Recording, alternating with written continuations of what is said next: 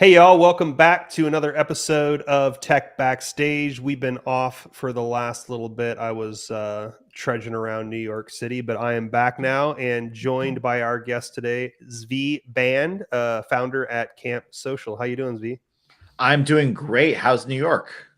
It was cold. It was really cold. Like we were talking about before, I'm primarily in Mexico, so stepping off the plane at JFK, I was like, oh, I think I need to immediately go get a winter jacket because the warmest thing that I had brought was a hoodie and my Converse. So that was an immediate mistake and ill preparation on my part. As prepared as I am, and even though I live just south in DC and like I have full winter gear, it's surprising every time I get to New York, there's like a certain level of cold that I'm not fully prepared for. So yes, even I've bought more winter clothing in emergency basis in New York too. Yeah, it's interesting. I love that you're on the eastern seaboard, but as soon as you get to New York, it's like, oh, I forgot that it's colder here. I don't know why. It's crazy. Yeah. Anyways, it was a good time. Happy to be back. Happy to be back in my rhythm, and happy to be back live streaming on a Monday. So, would love to just kind of quickly introduce you to the audience and tell them a little bit about you and your origin story and how you got to Camp.Social. Yeah, absolutely. So my background is I'm a software developer by trade. I was the person that, uh, my parents brought home their computer when I was 10 years old, and I was like, "Yep, this is it. This is my thing," in a way that nothing else really had. Um, Thought I was going to be a software developer for most of my career, but early on in my life, I found that everything in my life that was meaningful happened because I had the right relationships and I was in the right communities. That's what led me to found Contactually back in 2011. Grew that to 8 figures in revenue, sold it, and sold it rather successfully. And now, in my next stage of my life, I am focusing on bringing humanity back together again. And one of the ventures I'm pursuing is Camp.Social, which strengthens digital communities through building a deeper sense of belonging. I love it. I love it. Talk to me just a little bit about because I think it's really kind of integral into what we're going to dive into today. By the way, I love your backstory about how you like just knew right away that software development was the direction you wanted to go. I took a little bit different approach, like it was a little bit longer, which is I Yeah. started out disassembling my parents' electronics to understand what was going on inside them, but not being able to put them back together, which led me to an unsuccessful electrical engineering attempt before getting into software. So I appreciate that you knew right away. I thought that taking apart tape decks was going to be my career to start, but then kind of got my way into software. But would love to For hear a what's worth, little. I'm the same way. By the way, like, I have my even though like I took apart and reassembled my parents' computers again and again, I had a maybe 75% success rate. So Oh like you yeah. can imagine, my mom's basement has still years later still has carcasses of computers that I've destroyed. Right. So Yeah. yeah, same way. Yeah, love it. But what I just love to talk a little bit about, first and foremost, going from being a software developer into now a serial entrepreneur, successful serial entrepreneur, and talk a little bit about like what that journey was for you. You talked a little bit about being in the right circles at the right time, but what was that kind of drive to go from being a software engineer into being an entrepreneur and actually leading companies? Yeah, it's a really great question. I would say that like it started off not necessarily being drawn to something, but being pulled away. My first job out of college was doing government consulting. And to be honest, like it wasn't until that first day on the job where I was like, whoa, something doesn't fit here. It's not that like Mhm. something's wrong per se, but like I don't fit here in some way. And that really had me not like pursuing entrepreneurship, but a little more curious around like, what else is out there? Is it like everyone just goes and works for big tech companies? Remember, this is like 2006, 2007. So like entrepreneurship and founders and fundraising wasn't nearly as hot as it is today. Yeah. So it had me curious. That helped me be involved in the local tech community and actually end up by being early enough. I ended up being a big contributor and running one of the largest tech meetups in the country. But it just had me curious. And to be honest, that's what led to my next job and then my next job. And all of a sudden, people started coming to me for their software development. And as you know, Eddie, like, clearly if people come and hire you for a gig, all of a sudden you're not just like doing the work, but you are, having to hire other people, having to handle accounting, having to do sales and pitch decks. I didn't know what a pitch deck was. And that's what had me start falling in love with this idea of entrepreneurship. Like you can create something from nothing. And I loved it, to be honest. Yep. And again, like the contactually didn't start out with saying, hey, I wanted to build a company, but more like, here's a problem I saw and maybe software that could solve it. And then that started to pick up steam and people started to be really interested. And we saw that, hey, there's the pull for a company. And to be honest, I just followed that magnetic pull.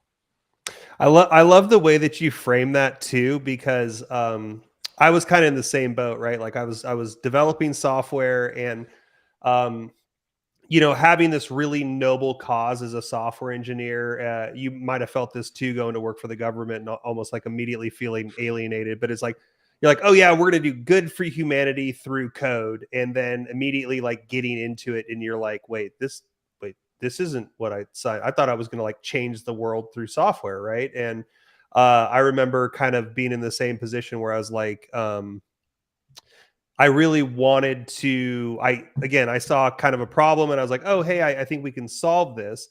The great thing about being an engineer is we love to solve problems, and entrepreneurship is really aligned with that in the sense that there's going to be a lot of problems. And just like you, I had no idea what a pitch deck is or how to do sales or how to do anything else.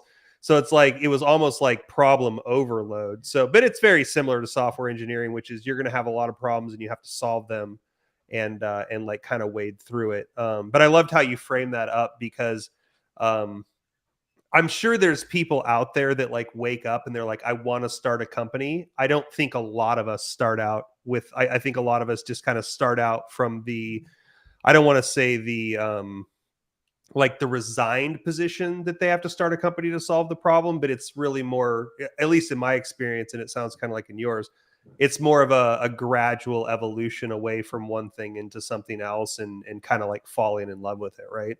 Yeah, absolutely. And this is, something where I've seen others be led astray, and honestly, at times be led astray myself, is not really understanding the why behind what you're doing. Like I have counseled, say, a lot of people who come in saying, hey, I want to start a company and raise money, right? Right. And almost like what you're building and who you're building it with and why you're building it is very much secondary. And for some that may work, right? Just like the idea of just like, I want to work with awesome people and build a venture and create something from nothing. That might be enough to drive some, but for most it's not. And I find, funny enough, probably around half the time when people come to me asking for like advice about fundraising, we end up coming to the realization that like they actually shouldn't raise money because they don't even know what they're doing and why and all the ramifications behind it. So I spend a lot of time in that space around like really understanding like that root cause and that why, and making sure that they have their heads screwed on straight. Yeah, and I don't want to center this too much around fundraising because I do want to really dive more into this topic of building around your why. But I think the fundraising question is, or the fundraising dilemma actually is a really good example of why you need to build around your why. Because when you go, I think there's a lot of people out there, and I'll give a really good example of this in a second too, at least in my experience, but a lot of people think that they need the money in order to create the business, right? And I liken it to a lot of times. I grew up around the music industry as well, and there was a lot of people, including me and my buddies, that were like, "Well, we got to be on a record label before we can sell a record." It's like, well, to be on a record label, you actually have to write good songs first.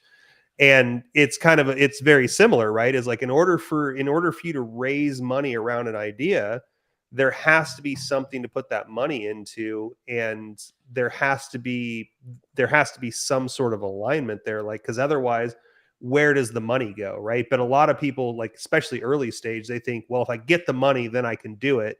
But that it's actually kind of backwards from that, right? And I think that's really what brings us to the point, and kind of that first point of, why do you build around your why? What are the reasons that you build around your why?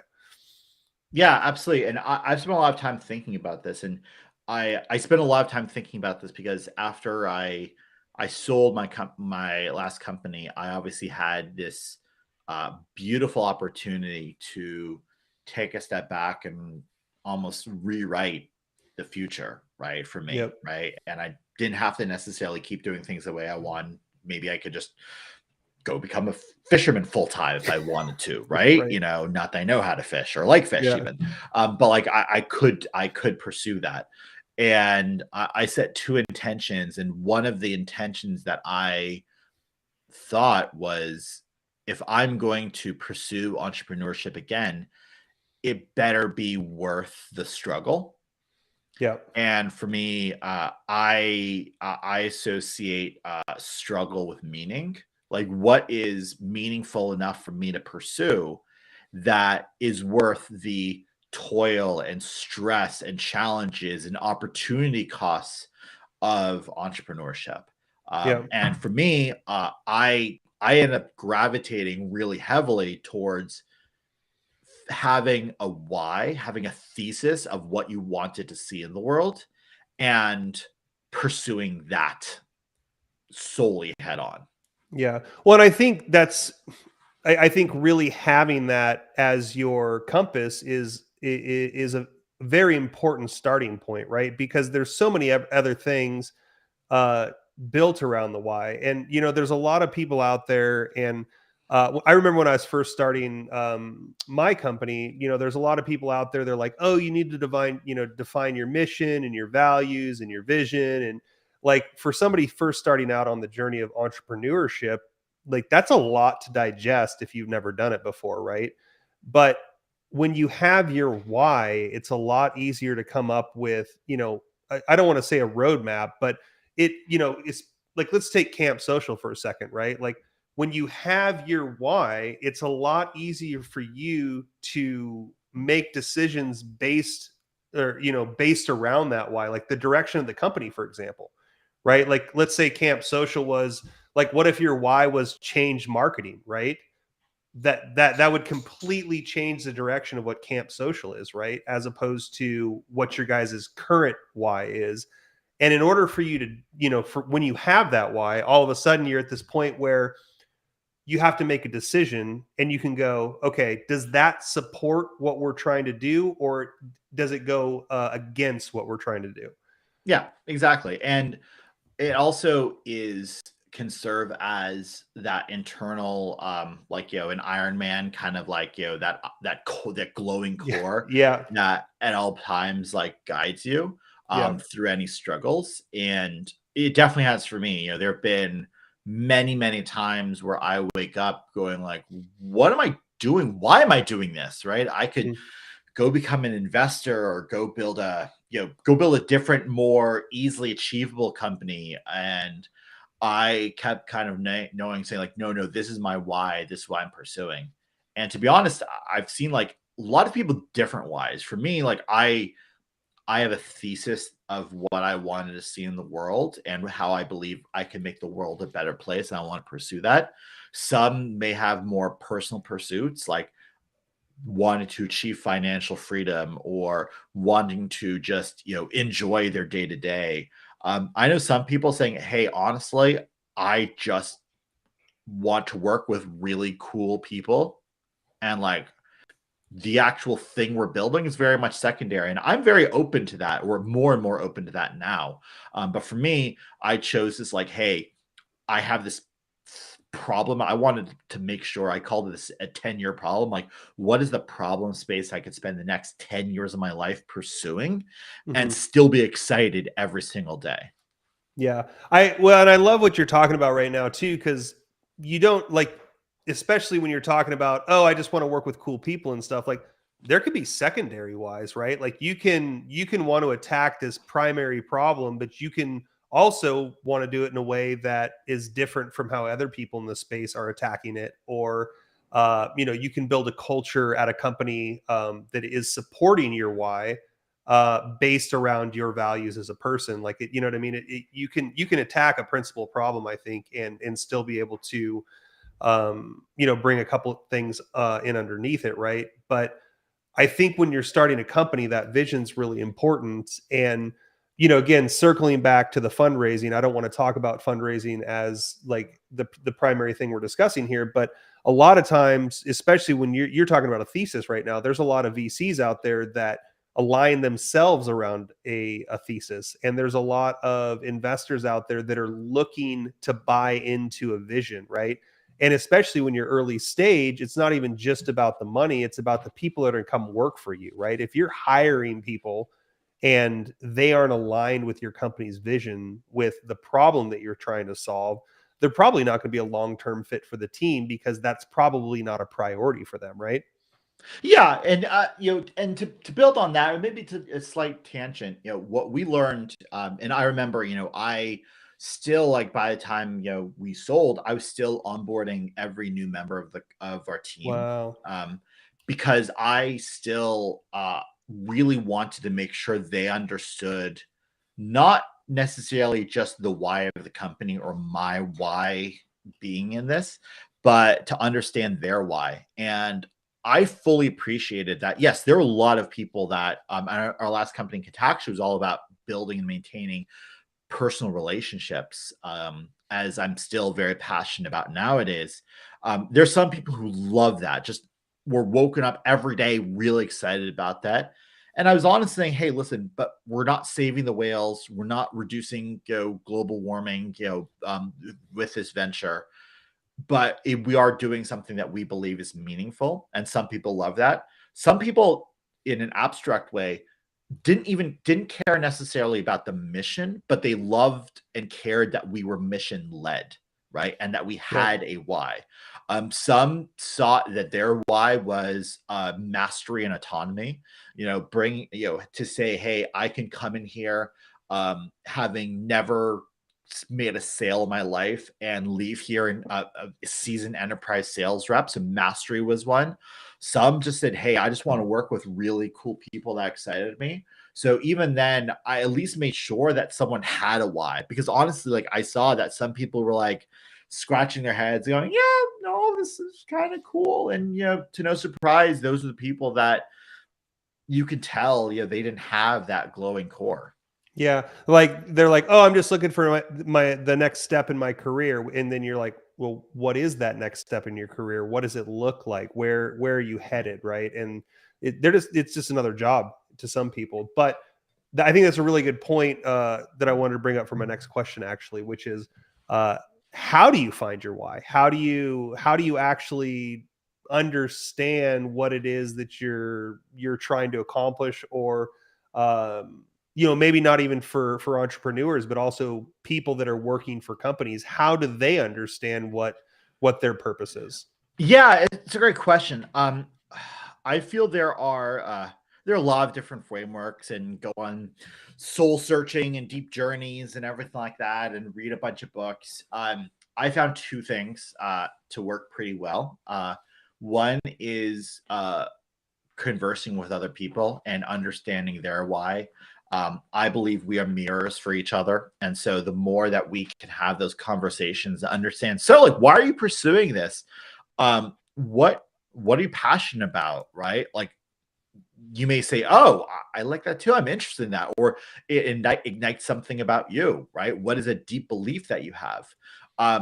The best tool, and I'm a software developer by trade, so I look for very like just give me a very tactical system I can do. Um, to me, the Ikigai model is really fascinating. It's IKIGAI, and it's a Japanese concept that's basically asking yourself 4 questions: What am I passionate about? What am I good at? What can I get paid for? And what does the world need? And just honestly, open brainstorming exercise, answering all 4 of those questions.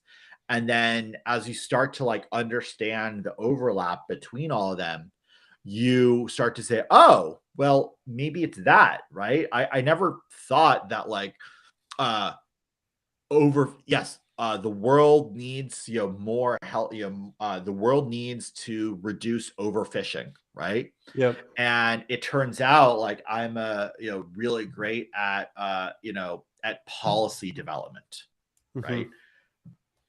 Maybe I should go and do policy development to reduce overfishing in the world, right? Like again, like total completely random example. But Right. for me, I ran through that exercise. And what came up very clearly for me as I thought about all of this was building tools for human connection.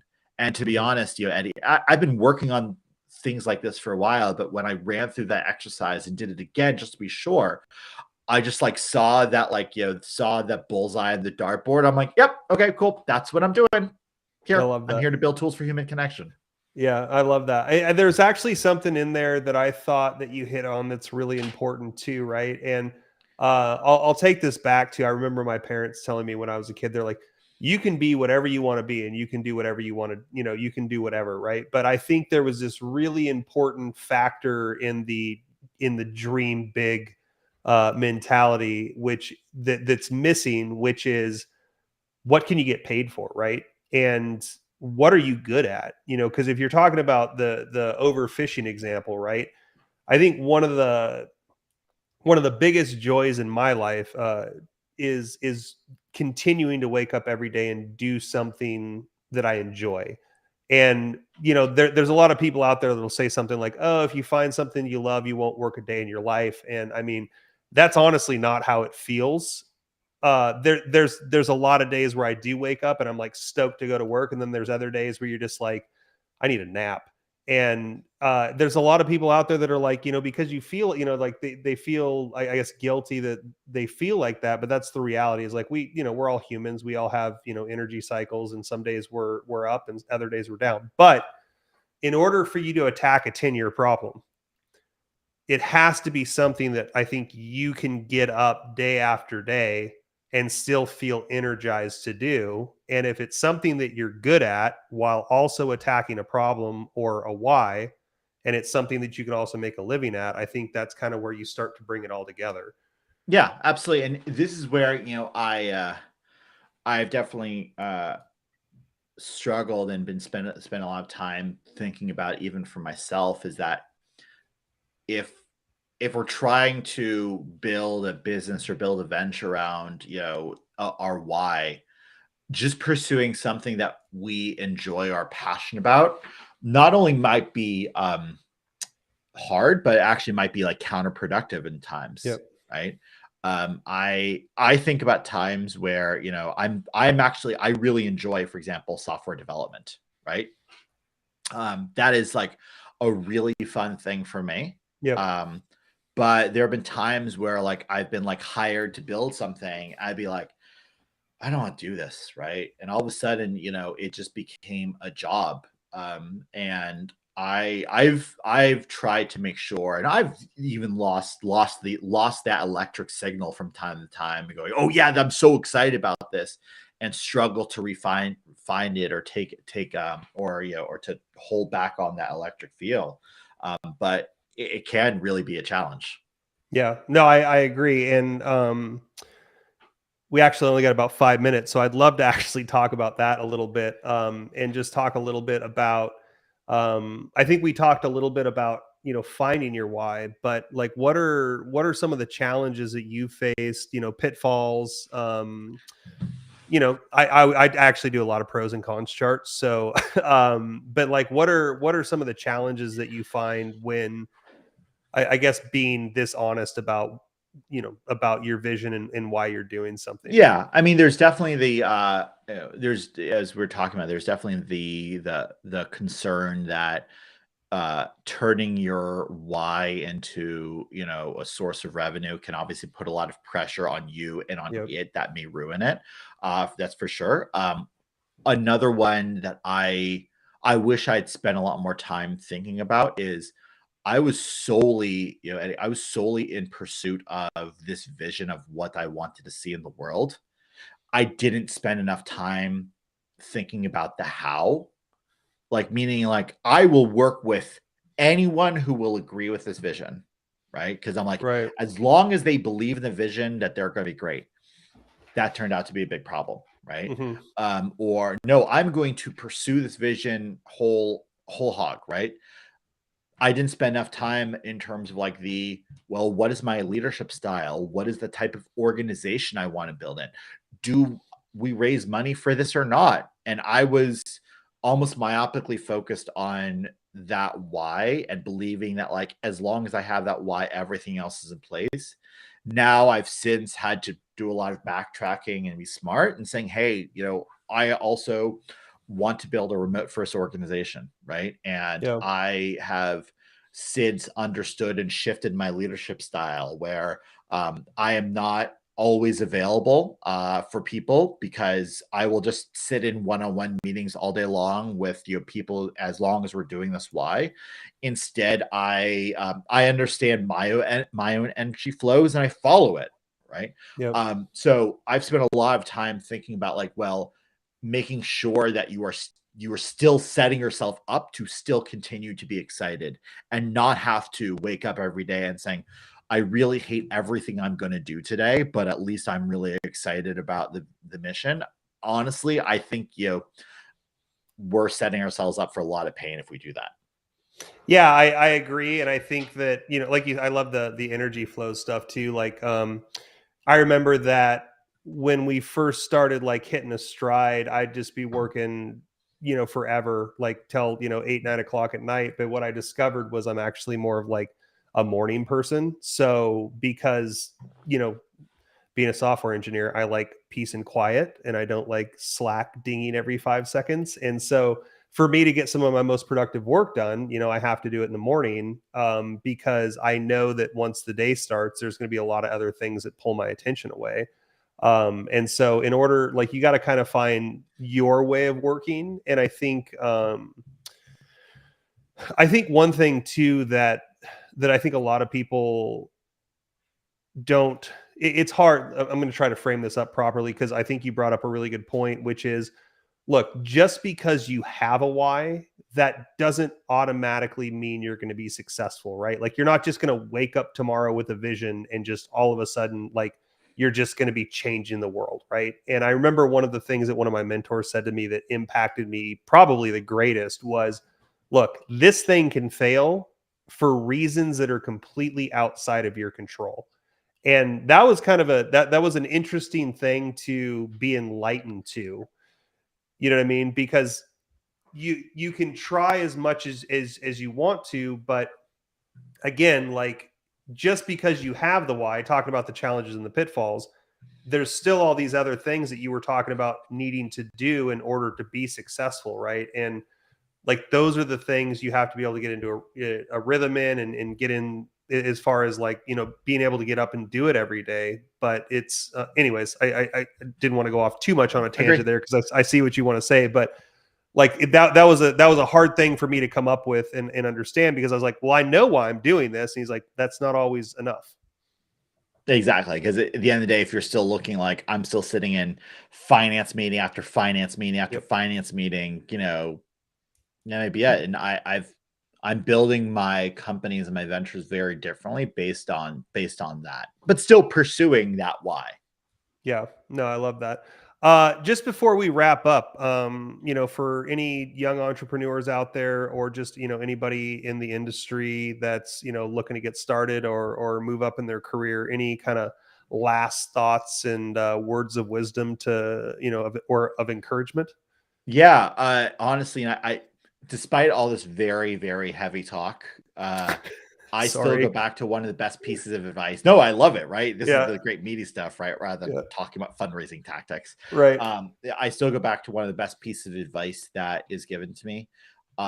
Just have fun, right? Yep. Just remember this is fun. Entrepreneurship is fun, building companies is fun, building ideas is fun, pursuing what you want to do is fun.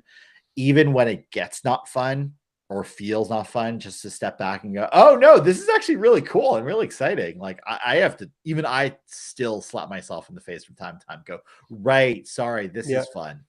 Yeah, no, I agree. That's a good point, because I don't want this to be like a big, heavy, depressing talk either.